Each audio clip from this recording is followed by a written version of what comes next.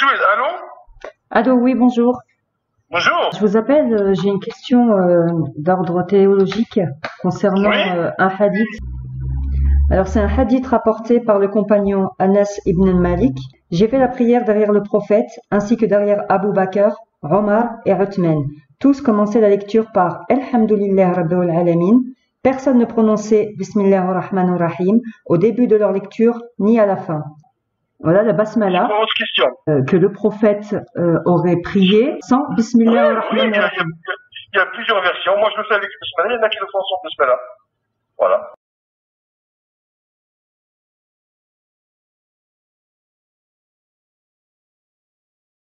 Et qu'est-ce que vous pensez de ce que Dieu dit quand il parle de ne rien retrancher de son livre? Ne rentrez pas là-dedans.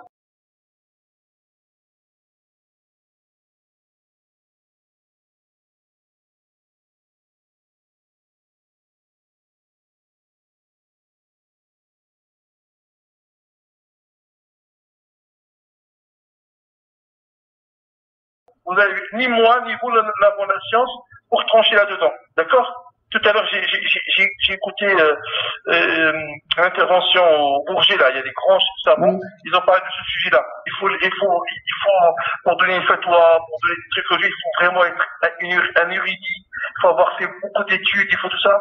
Et maintenant, les gens, ils vont aller chercher des hadiths, Internet, tout ça. Non. Je vous dis franchement, de ma pratique, ça fait 50 ans que je fais la prière dans les mosquées, tout ça.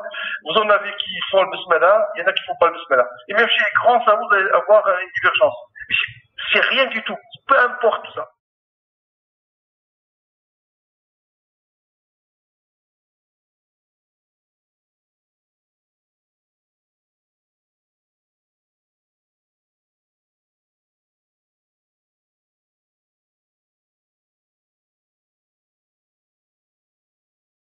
Dieu, il nous demande de suivre. Oui, c'est pas à vous, à moi de comprendre. Dieu, il nous demande pas de l'invoquer.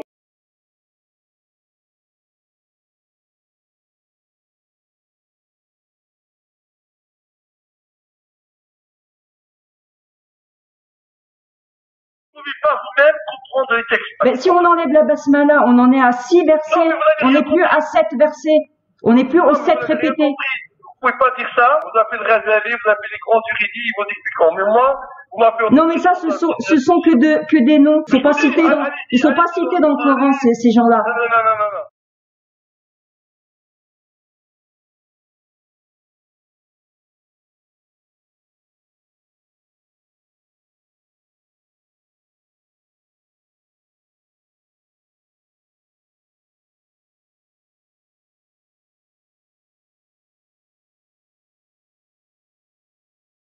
Vous adorez bien un prophète. Ce sont bien dans les hadiths. Nous, on n'adore pas le prophète, on adore Dieu. Non, vous suivez les hadiths, ce qui a été rapporté par vos savants. Vous suivez pas le Coran. Non, le Coran. Et là, vous me dites que oui, c'est normal, on peut retirer la basmala, il n'y a pas de souci. Alors qu'Allah, il parle bien de 7 répétés. 7 versets.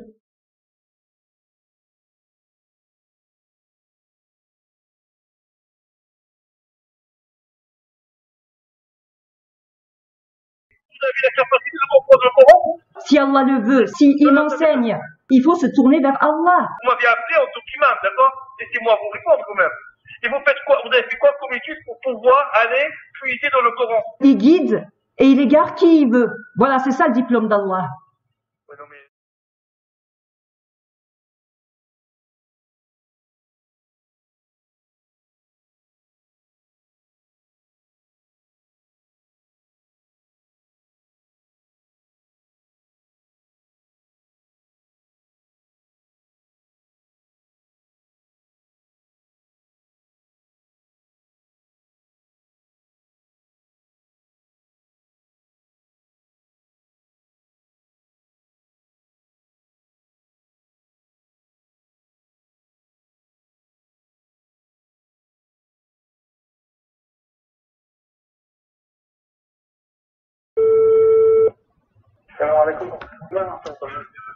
Oui, bonjour, je vous appelle, j'ai une question. Je voulais savoir pourquoi on retirait le premier verset de la sourate al-Fatiha, le prologue. Lequel le premier verset? La basmala. Bismillah ar-Rahman ar-Rahim. Non, Ça dépend le basmala dans le fait, dans la prière, c'est sunnah. Parce que selon les livres, dans les livres, parce que le livre de Hafs, Bismillah ar-Rahman ar-Rahim, c'est ayah numéro 1, les premiers versets. Et dans dans d'autres, par exemple, Warsh et d'autres, on trouve Bismillah ar-Rahman ar-Rahim qui est sunnah, mais Alhamdulillah Rabbil Alamin ar-Rahman ar-Rahim, Alhamdulillah Rabbil Alamin, c'est un. En général, les imams récitent la Fatiha en général, c'est à voix basse.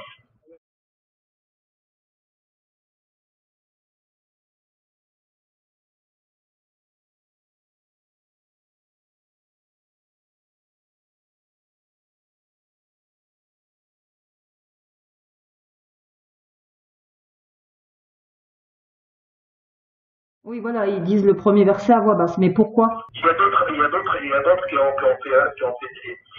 recensé le nombre de Bismillah ar-Rahman ar-Rahim. Ils disaient que chaque sourate commence par Bismillah ar-Rahman ar-Rahim. Oui. Sauf une seule sourate qui La s'appelle 9. Bara'a. Mais Bismillah ar-Rahman ar-Rahim, on le trouve dans la sourate Naml. وإنه من سليمان وإنه من سليمان وإنه بسم الله الرحمن الرحيم. Et complète, comme quoi Bismillah ar-Rahman ar-Rahim, c'est 114 fois encore. Et qu'est-ce que vous pensez du verset 87 dans la sourate 15 où Dieu dit « Nous t'avons certes donné 7 parmi les redoublés et le Coran grandiose ». Les 7 parmi les redoublés, c'est bien la Fatiha. الفاتحة اللي بلوز امبورطونت راه فيها سبعة ديال الآيات.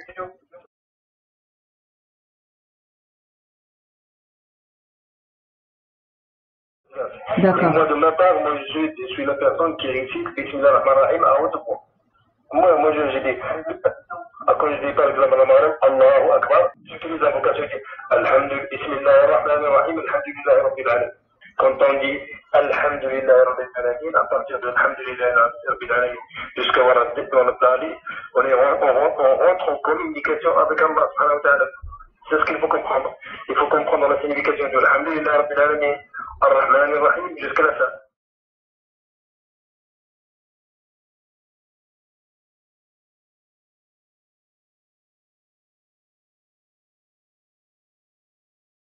Et concernant l'aumône qui intercède pour le défunt, la construction des édifices religieux. Une mosquée comme ça, on a des projets à faire. Donc c'est le moment pour consulter les fidèles et chaque fidèle en fonction de son intention. Mais dans les mosquées aujourd'hui, les gens ils associent le nom d'Allah à Mohammed. Donc c'est souvent qu'on cite les hadiths dans les mosquées et on parle rarement de Coran. Parce que Dieu, il accepte ce genre d'aumône pour édifier un édifice qui l'associerait. Si par exemple une communauté veut construire un édifice, l'édifice ne va pas faire du visuel. D'accord? Il faut la force des gens. Matériellement ou bien physiquement, il y a Allah subhanahu wa ta'ala. Et c'est pas moi qui va le faire descendre la mosquée du ciel. Et c'est pas moi qui va le faire descendre la mosquée du ciel.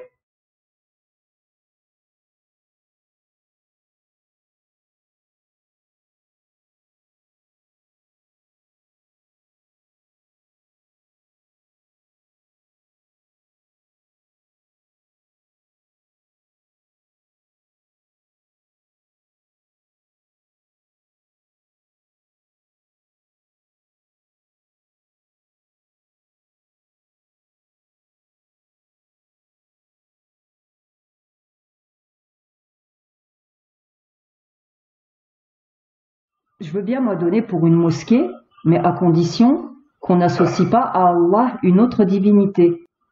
Il n'y a pas non, associer une autre divinité à Allah, ça s'appelle un shirk. Voilà. Il n'y a pas ça. On demande aux gens de participer. Vous associez bien Mohammed à Allah, puisque dans votre shahada, vous l'associez.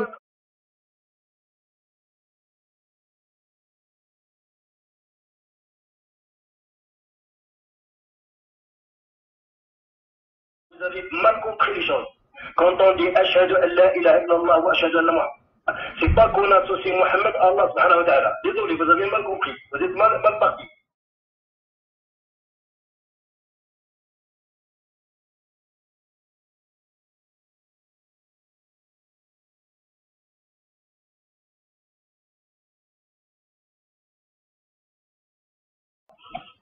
Donc alors c'est quoi alors?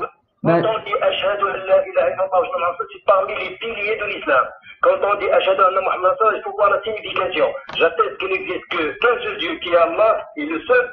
Et quand on dit Wa Ashhadu anna Muhammad Rasulullah, oui, je témoigne, j'atteste que Muhammad est son messager. Et comment se traduit ça? C'est-à-dire suivre ce qu'il a fait.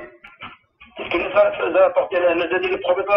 C'est pas. Et le prophète n'a jamais accepté que quelqu'un l'attend, ou bien comme ça. Mais il faut suivre ce qu'il dit.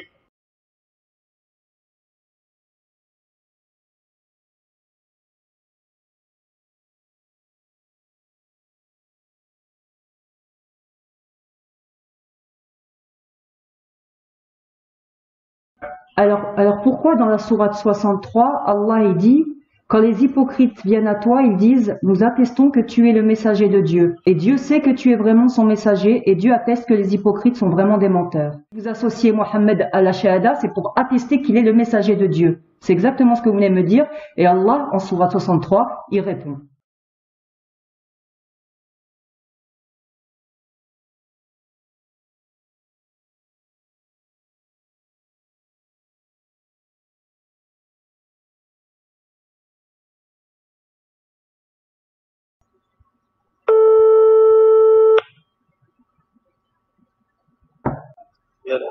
Allô, salam alaikum. J'aurais une question à vous poser concernant Zakat al-Fitra. Est-ce que vous pouvez m'en dire un peu plus, par exemple, parce que je vois que cette année, on est passé à 10 euros, c'est ça? 7. Donc, ouais, je voulais savoir sur quoi on indexait ce prix, en fait. Dire c'est à taux variable, c'est pas à taux fixe. Fixé au niveau national, hein, c'est des instances qui le fixent, ça, c'est pas... Donc, c'est compté comme denrée alimentaire, c'est ça? En fait, il y en a qui disent qu'on peut le donner en argent. Oui. Donc voilà, il y en a qui disent qu'on peut le donner en denrée alimentaire, et qu'on peut le donner en argent. On le donne à qui exactement? Des personnes qui sont dans le besoin. Et j'avais une deuxième question, si vous permettez. Oui. Il y a 2 prières qu'il faut prier à voix basse. En fait, c'est comme le prophète qui nous a enseigné. C'est comme ça, en fait, les Dor et l'Asr, ils sont en voix basse et il y en a 2. Et les autres sont en voix haute. Après, j'ai pas d'autres explications. C'est tel qu'on nous l'a enseigné, en fait. J'ai pas d'autres, après, peut-être faudra demander à l'imam. Moi, j'ai pas d'autres explications par rapport à ça. Au verset 110, sourate 17, invoquez Dieu ou invoquez le très miséricordieux, lequel vous invoquiez, il a les attributs les plus beaux, n'élève pas la voix dans la prière et ne l'y abaisse pas trop, mais suit entre les deux une voix moyenne. Et dit louange est à Dieu, qui ne s'est jamais attribué d'enfant, qui n'a jamais eu d'associé dans le règne, qui n'a jamais eu de défenseur pour cause de faiblesse et proclame sans cesse sa grandeur. Donc Allah il nous dit bien de la réciter à voix normale. Oui, mais après on peut pas, je veux dire, juste en lisant comme ça, on peut pas se permettre nous de, il y a plein de textes en fait, il y a pas de. Oui, mais c'est le Coran que je viens de citer là. C'est le Kitab. Oui, tout à fait, mais je veux dire, on peut tout dire et n'importe quoi avec un texte, juste en lisant, on peut tout dire. Oui, mais là, Allah, il est bien clair. Il dit, n'élève pas la voix dans ta prière et ne l'y abaisse pas trop, mais suis entre les deux une voix moyenne. Il est clair, là. Quand il dit ça, il n'y a pas besoin de tergiverser, il me semble.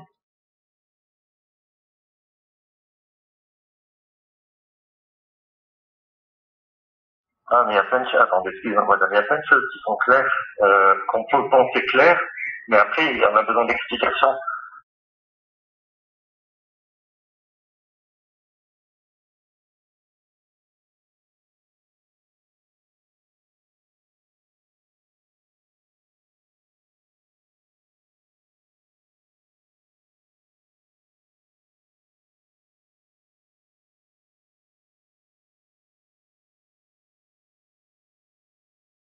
on a besoin d'explications, parce qu'on peut lire aussi des choses qui sont peut-être violentes dans le Coran, et vous allez me dire que c'est clair, et je veux dire, avec ça, on peut tout dire n'importe quoi. C'est comme ça que les gens interprètent mal et vont aller tuer des gens.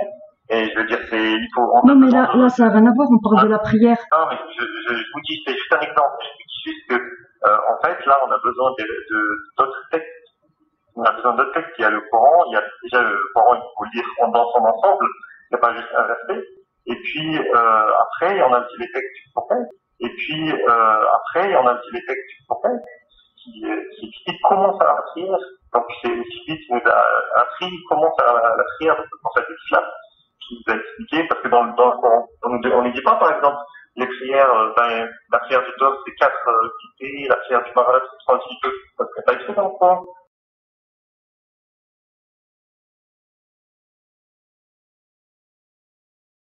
C'est les hadiths qui viennent nous enseigner la manière de prier, en fait. Vous voyez ce que je veux dire?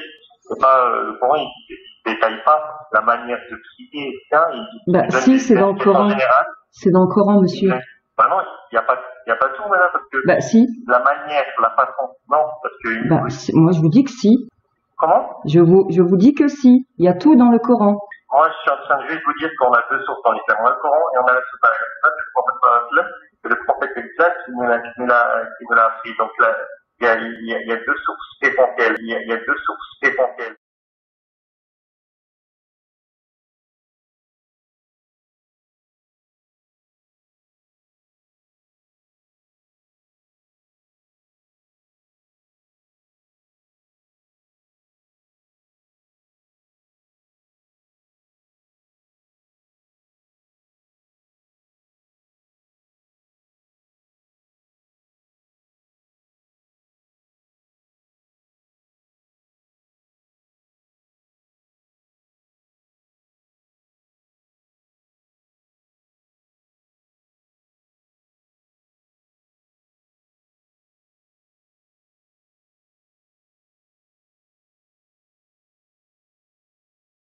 C'est Abraham, c'est pas Mohammed. Mohammed, après, c'est son croyance. Mais non, c'est dans le Coran. C'est Abraham qui a porté le culte avec Ismaël, qui ont élevé les assises de la mosquée sacrée. La prière, vous voyez bien qu'elle est différente, par exemple, chez les chrétiens elle est différente.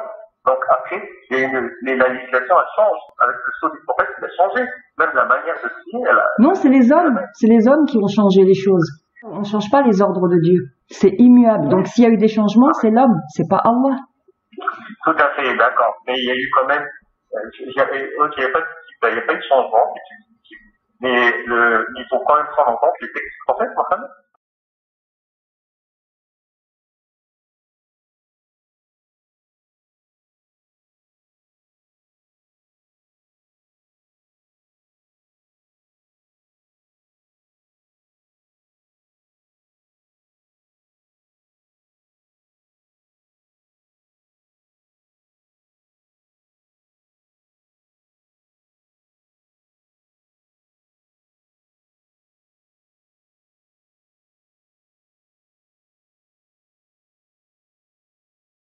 Même sur Internet, vous trouvez, il y a plein de textes.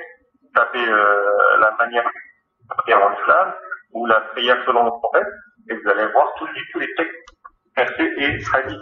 Et on va vous expliquer le détail sur comment faire chaque geste, en fait.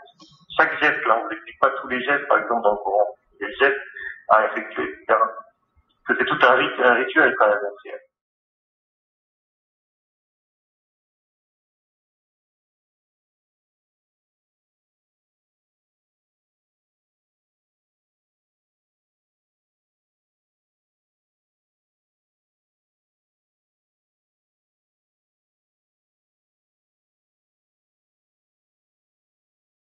Je voulais revenir, si ça vous dérange pas, sur la zakat al-fitra.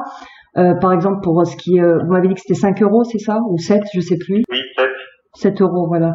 En fait, parce que Allah, dans le Coran, quand il parle du butin, donc la sourate 8, dans le verset 41, il dit « Et sachez, quel que soit le butin que vous avez ramassé, c'est-à-dire le salaire, une rente, quoi que ce soit, une récolte, Le cinquième revient alors à Allah et aux messagers et à ses proches et aux orphelins et aux démunis et aux voyageurs, si vous mettez en œuvre par Allah le dépôt confié, pour dire que là il y a un cinquième.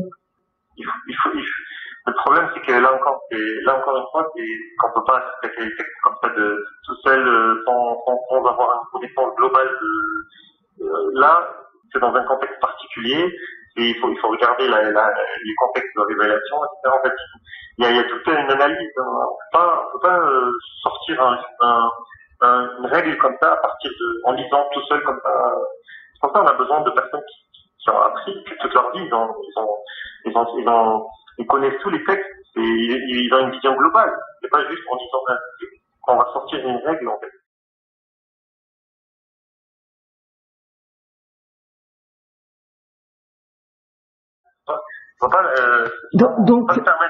Donc, quand Dieu dit que c'est lui qui enseigne le Coran, on doit pas le croire.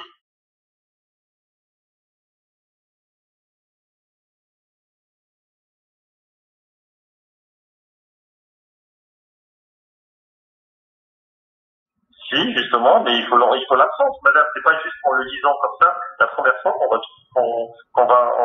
sinon, sinon, s'il y a 6 milliards de personnes qui disent, 6 milliards de personnes qui vont interpréter à leur manière différente, parce que c'est... Pas du tout, puisqu'ils ont qu'un seul enseignant. C'est vous qui avez plusieurs écoles qui divergent. C'est depuis leur défense. Écoutez, vous divergez sur la basmala, s'il faut l'enlever ou s'il faut pas l'enlever, s'il faut la réciter. Vous divergez sur la zakat, vous divergez sur tout. Il y en a qui prennent 10, il y en a qui prennent 7, mais Allah, lui, il est droit, il n'y a pas d'ambiguïté, c'est un cinquième. Les 7 répétés, c'est 7 répétés. Écoutez, moi, je vous donne juste, moi, je vous donne juste la vie, on va dire. Vous voulez faire comme vous voulez, vous faites comme vous voulez.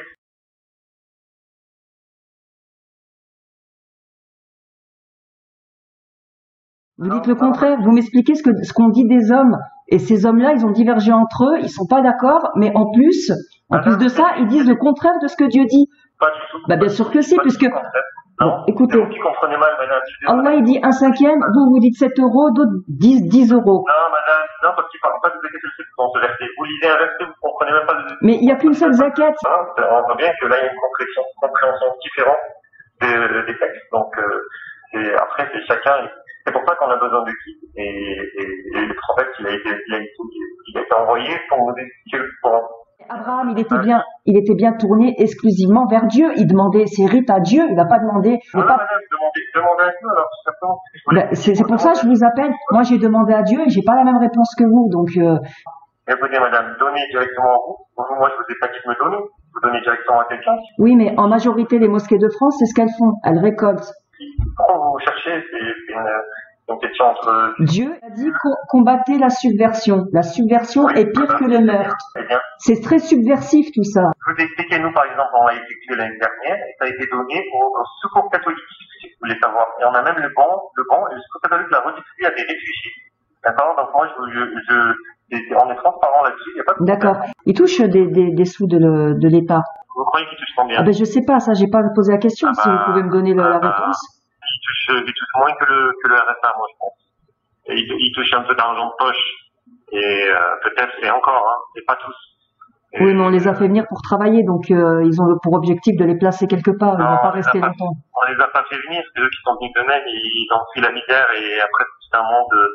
Et voilà. Donc, oui, on a créé la misère chez eux, on a ouvert les frontières, on les a laissés venir par leurs propres moyens, et parce que les entreprises ont besoin d'eux. Les Français ne... politique, moi je vous dis juste, ils sont là. Mais tout part de là. La politique que vous appelez politique, c'est Pharaon. Pharaon, il est dans le Coran. Et il a mis son peuple en esclavage. Moïse a dénoncé et est venu libérer les enfants d'Israël. Donc, pourquoi vous dénoncez pas? Ben, on le dénonce, madame. Ben non, vous dites que c'est politique à chaque fois. On vit dans un pays qui n'est pas musulman, donc on n'a pas à imposer quoi que ce soit. Et si vous arrivez à faire bouger, allez-y, je vous dis ça.